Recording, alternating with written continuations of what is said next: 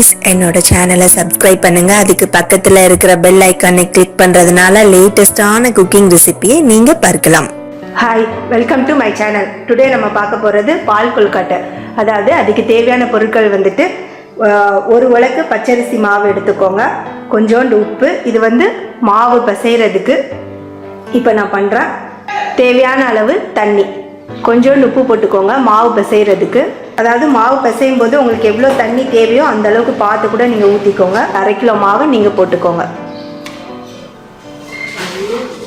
இப்போ நல்லா மிக்ஸ் பண்ணிக்கோங்க. இப்போ மாவு பிசைஞ்சிட்ருக்குறோம். 200 கிராம் சர்க்கரை எடுத்துக்கோங்க, 1 டம்ளர் பால் எடுத்துக்கோங்க. இப்போ எப்படி பண்ணலாம் அப்படின்றத நம்ம பார்க்கலாம். இப்போ பாருங்கள், மாவு நல்லா பிசைஞ்சாச்சு. இந்த மாதிரி இந்த பதத்துக்கு நீங்களும் பிசைஞ்சு வச்சுக்கோங்க. ரொம்ப கட்டியாக இல்லாமல் சப்பாத்தி மாவு பிசைகிற மாதிரி நீங்களும் பிசைஞ்சு வச்சுக்கோங்க.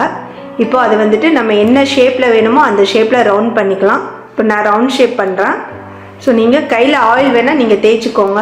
இந்த மாதிரி ரவுண்டாக நீங்களும் பண்ணி வச்சுக்கோங்க ஃபஸ்ட்டு. இப்போ பாருங்கள், நான் சின்ன சின்ன உருண்டையாக செஞ்சு வச்சுருக்கிறேன். இப்போ நம்ம அந்த சர்க்கரையும் பாலையும் போட்டு இப்போ எப்படி பண்ணலாம் அப்படின்றத நம்ம பார்க்கலாம். இப்போ ஃபஸ்ட்டு கடாயை வச்சுக்கோங்க. 1 செம்பு தண்ணி நான் ஊற்றுறேன் அந்த கொழுக்கட்டை வேகிறதுக்காக.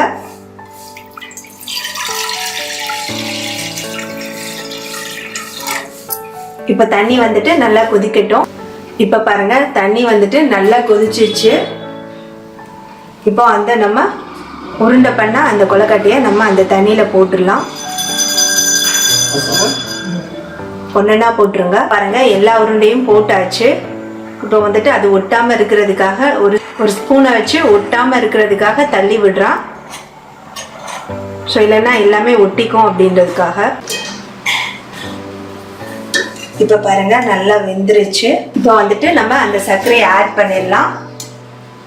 200 கிராம் அந்த சர்க்கரை. இப்போ அந்த உருண்டை உடையாம பார்த்துக்கணும். சும்மா லைட்டாக இந்த மாதிரி புஷ் பண்ணி விட்டால் போதும். இப்போ லாஸ்ட்டாக 1 டம்ளர் பாலை மிக்ஸ் பண்ணிக்கோங்க. இப்போ பாருங்கள், சுட சுட பால் கொழுக்கட்டை ரெடி ஆயிடுச்சு. ஈஸியான ரெசிபி தான். கிட்ஸ்க்கு ரொம்ப விரும்பி சாப்பிடுவாங்க. இந்த ரெசிப்பியை நீங்களும் ட்ரை பண்ணி பாருங்கள். ட்ரை பண்ணி பார்த்துட்டு கமெண்ட் பண்ணுங்கள். இந்த வீடியோ பிடிச்சிருந்தா என்னோட சேனலை சப்ஸ்கிரைப் பண்ணுங்கள் ஃப்ரெண்ட்ஸ். அடுத்த வீடியோவில் நம்ம பார்க்கலாம். Thank you, bye by.